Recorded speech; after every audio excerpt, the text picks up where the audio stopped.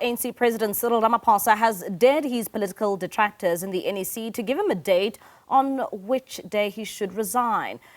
In a heated direct political overview report, ANC President Cyril Ramaphosa dared his political detractors to stop discussing his exit in dark corners like cowards. Ramaphosa told the NEC that if he is asked to resign, he will even do it tomorrow. In a frank address, he told his detractors to come and raise the matter of them wanting him to resign to the NEC.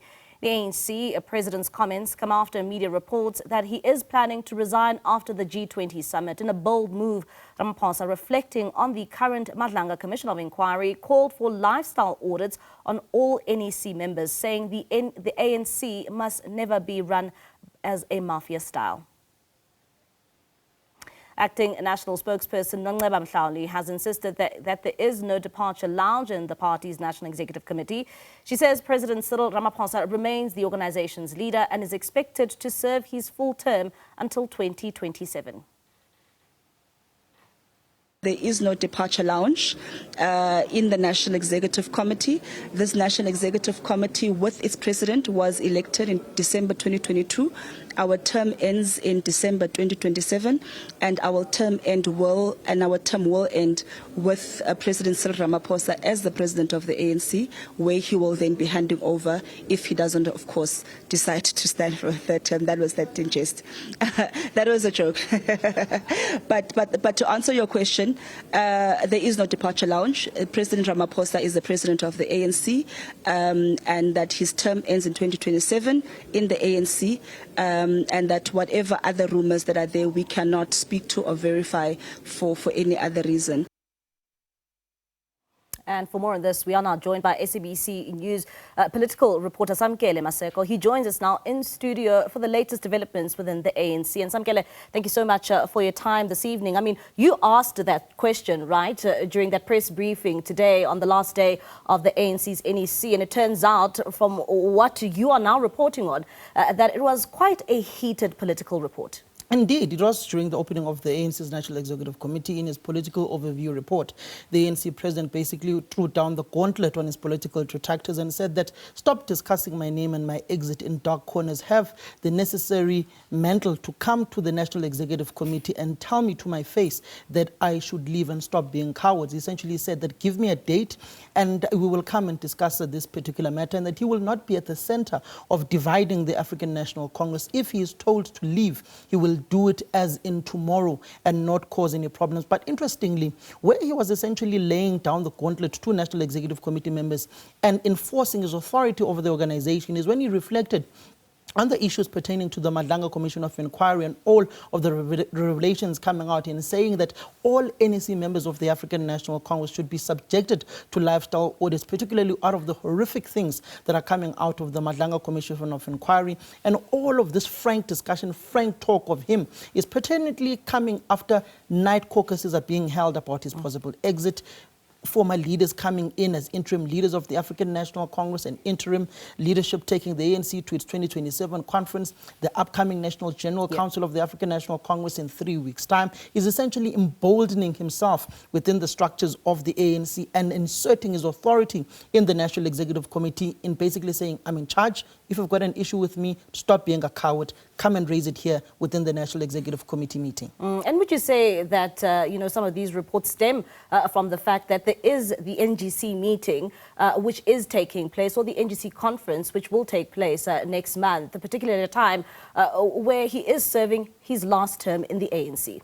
It may as well be that people are planning for life post the presidency of Cyril Ramaphosa. Some may be unhappy with his leadership, particularly noting the fractious relationship that is there between himself and Thabo Mbeki and other detractors within the National Executive Committee. It also coincides with the election of Khusela Tiko in the National Working Committee of the African National Congress, and the Speaker of the National Assembly, also ANC NEC member Thogoti Diza, who was a candidate of the ANC Women's League, to be put into the National Working Committee of the African National Congress. And that just tells you of the javelin that is being thrown of Thogoti Diza possibly being nominated as one of the female leaders of the African National Congress that may be touted by the Women's League to feature in the top echelons of the ANC in 2027. You've also got those who are propelling ANC Deputy President Paul Paul Shipokosa Mashatile.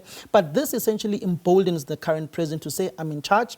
If you've got an issue with me, I want these two people, Kusela Tigo, Togo Tidiza in the National Executive Committee. Togo Tidiza got 71 votes, the highest votes of anyone else who contested this time around to be forming part of the ANC's National Working Committee. But the crux of it is he's further emboldened going towards the National General Council out of this NEC meeting, further emboldened going towards the G20 summit, noting some of the negative reports of Xi Jinping not coming. It's not the first time that Xi Jinping also doesn't come to a G20 summit. It's not the first time that an American president doesn't go to a G20 summit. It's happened in yesteryears before. So ultimately, he is steering the ANC in the direction that he wants it to go, but also emboldening himself, taking those particular jabs at his political detractors. And Samkele, I mean, you keep on saying emboldened. And would you say that this is the first time we are seeing this political stature from President Cyril Ramaphosa, particularly in the NEC meeting?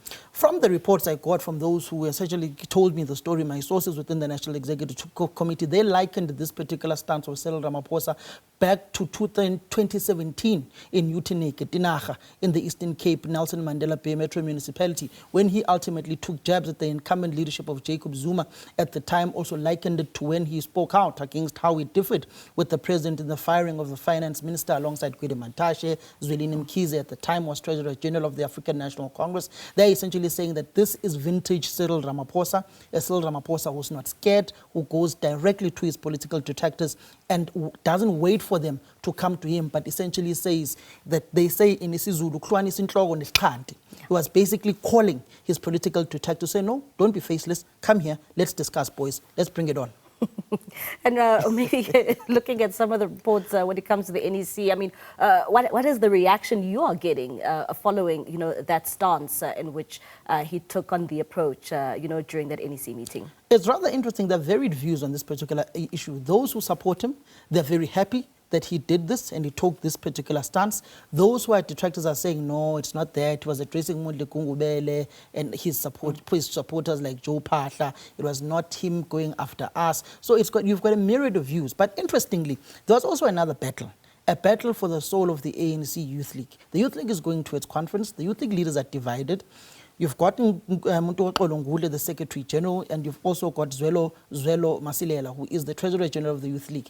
They've called for an early conference. Yeah. They were now differing with the President of the Youth League, Colin Malachi. And it was all debate about the autonomy of the ANC Youth League, ANC interfering in Youth League affairs. But ultimately, the President of the ANC, closing this particular meeting, said that the Youth League will go to its conference after the National General Council in Limpopo, emboldening his particular perspective, which is seemingly people saying he's aligned to the likes of Colin Malachi, who's the president of the Youth League, who's seeking re-election. So it does certainly seem like him and his particular core within the National Executive Committee meeting, or within the National Executive of the ANC, they got everything that they wanted, leaving their detractors with a blooded nose. All right, Samkele, thank you so much for that update. That's SABC News political reporter there, Samkele Maseko, just giving us an overview in terms of what transpired over the weekend when it comes to the ANC's NEC meeting.